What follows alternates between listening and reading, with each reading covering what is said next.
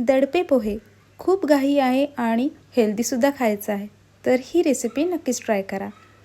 पोहे आपल्याला सर्वप्रथम साफ करून घ्यायचे आहेत. त्यानंतर ह्यामध्ये नारळाचं पाणी घ्यायचं आहे. बारीक चिरलेला कांदा आणि बारीक चिरलेली काकडी किंवा काकडी तुम्ही किसून घ्या. त्यानंतर खोवलेलं नारळ आपल्याला अर्धी वाटी घ्यायची आहे. साखर आणि मीठ चवीपुरतं. अर्धा लिंबाचा रस. तुमच्याकडे कोथिंबीर असेल तर तीसुद्धा ॲड करा.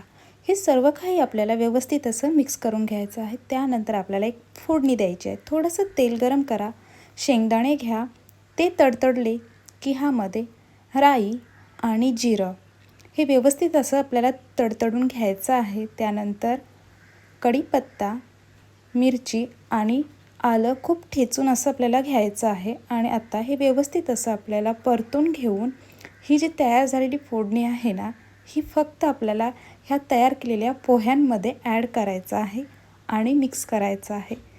तयार आहेत हे हेल्दी दडपे पोहे. ही रेसिपी तुम्ही नक्कीच ट्राय करा आणि ही रेसिपी तुम्हाला कशी वाटली ते मला कमेंट बॉक्समध्ये नक्कीच कळवा.